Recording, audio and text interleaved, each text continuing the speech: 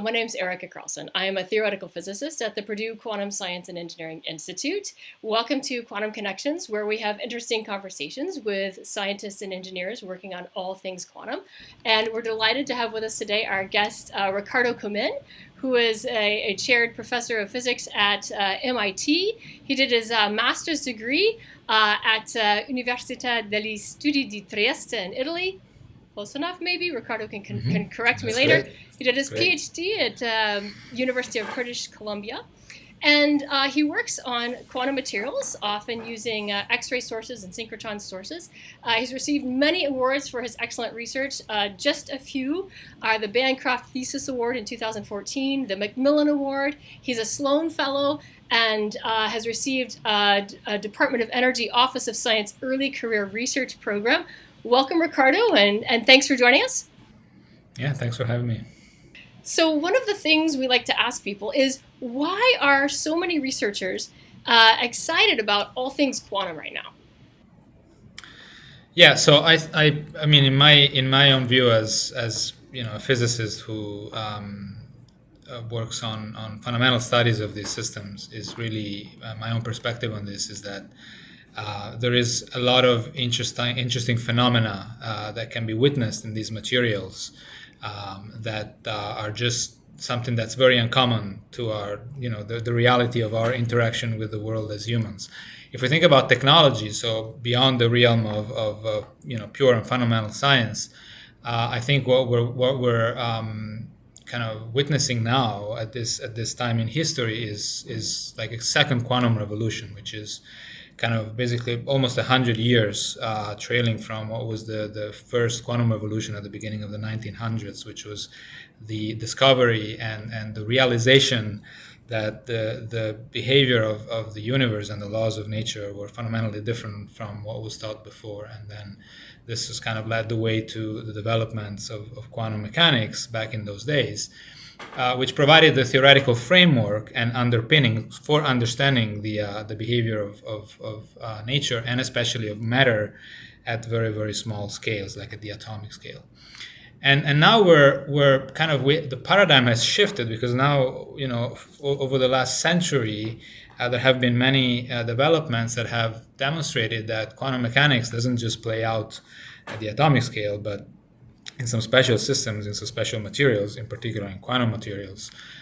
Quantum mechanical behavior is something that doesn't just pervade matter at the very small scales, but it happens also at the macroscopic scale. So we can have macroscopically sized objects, like millimeter scale objects, that behave as if they were a single quantum entity, like an atom.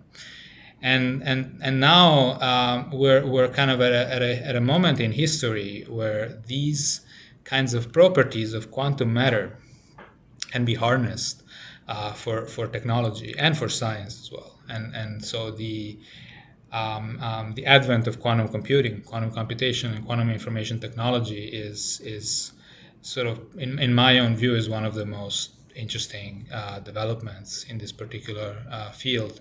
And it's about really kind of trying to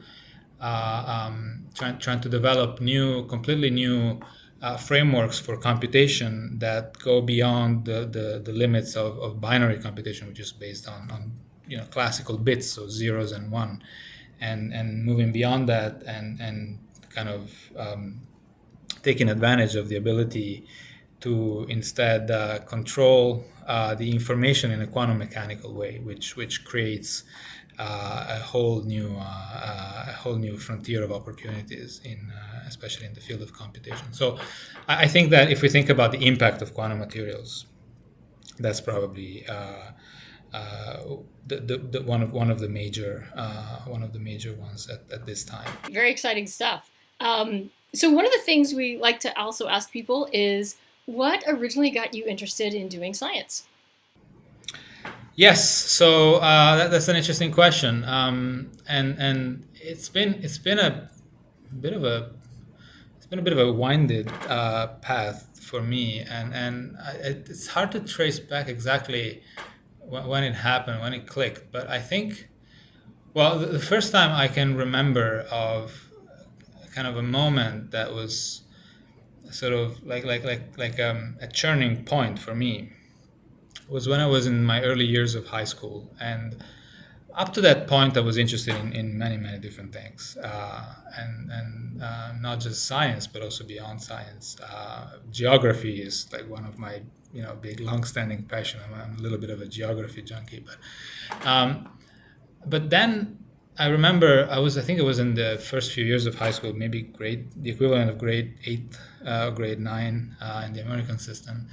And there was a problem in geometry. With math classes back in the day was a lot about geometry, and there was a problem that I couldn't solve. And then I went to my teacher, and I asked her, how do you solve this particular question in this problem? It was something that was in the book, but we didn't discuss. And so she was like, "Oh yeah, that we haven't covered. It's something that you can solve very easily with using analytic geometry." So I was like, okay, analytic geometry, that sounds interesting. I've never heard of that before. So I went to the library, the public library in my hometown, and I got a book in analytic geometry. And I started reading this. I found it extremely fascinating.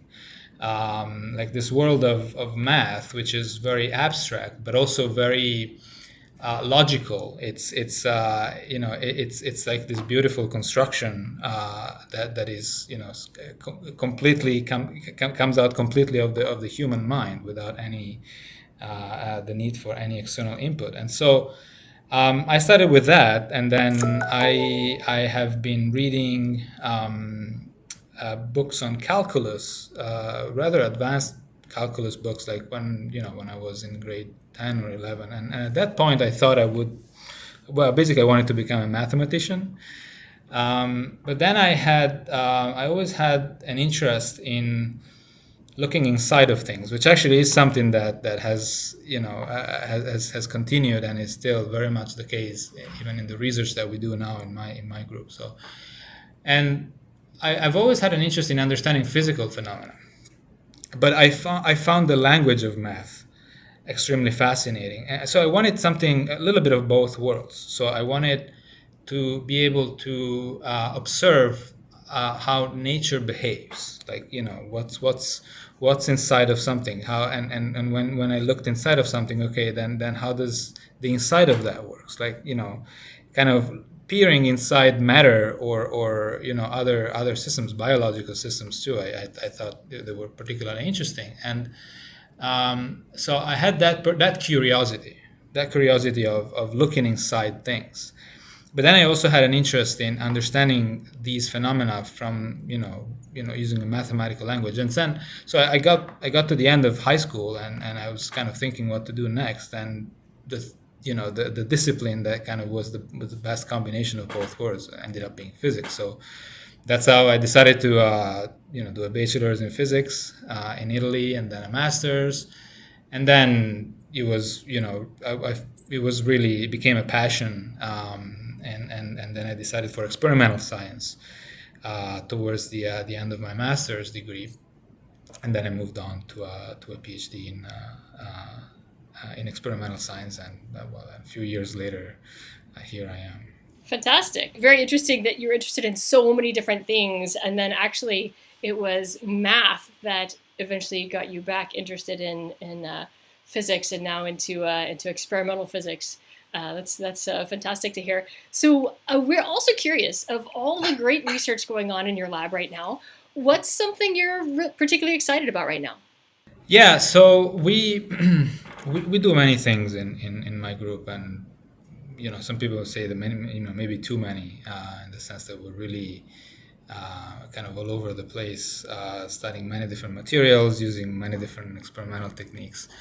But one of the things that we're doing now, and that has stayed with me over the years, and it's something that I always had a deep interest in, is to try and understand the structure of matter all the way from the atomic scale to the micro scale and then the macro scale.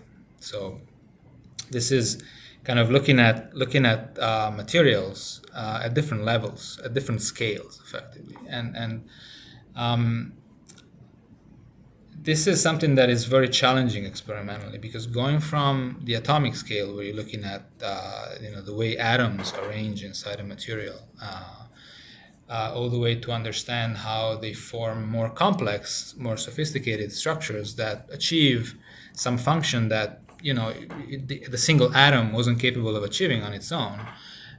It takes a big effort because there's a lot of information to retrieve. Like going from understanding where the atoms are located to what are the new functionalities that large ensembles of these atoms can create in this class of materials, this quantum materials that we like to study, is an extremely fascinating topic, and it's a very important scientific question in the realm of fundamental science, because it tells us how we can go from fundamental properties of the building blocks of matter, so the atoms and the electrons, to this kind of emergent properties that a large ensemble of them have. And so this is, some people call this the multi-scale challenge, which means how do we connect the properties of matter at very different scales, like going from the atomic scale, where we are talking about a characteristic scale of the order of less than a nanometer, so a billionth of a meter or a millionth of a millimeter, all the way to the micron scale, which is a millionth of a meter, and beyond that too. And so in my group, we've kind of been working for many years on the development of microscopy techniques that can allow us to study matter all the way from the atomic scale to a much larger scale, where the composition of systems is like millions or billions of atoms. And so some of these techniques are very fascinating because they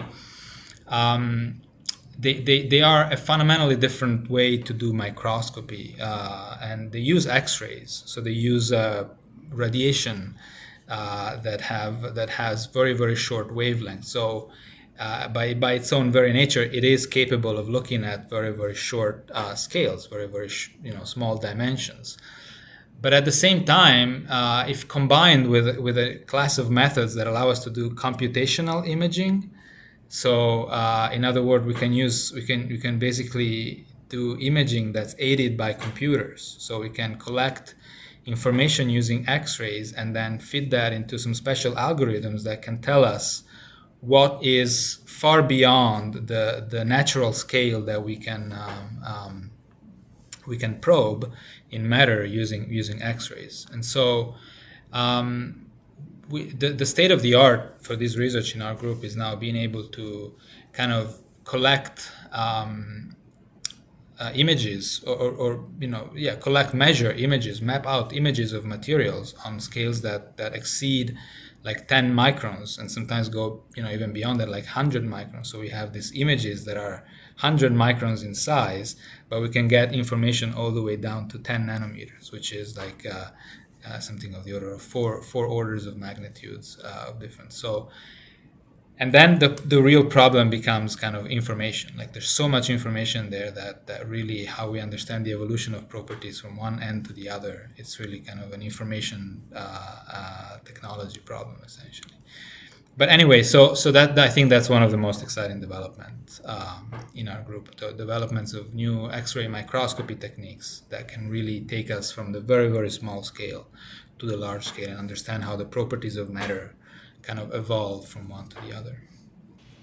Fantastic. So using big machines like synchrotrons, you shoot X-rays at materials, and then you use a lot of math actually in order to help you interpret That's right. it. So you've come again full circle from the interest in math and in the mathematics of geometry back to using it to understand quantum materials. That's fantastic. Well, thank you so much for joining us today, and thank you, the audience, for joining us today as well on Quantum Connections. Thank you.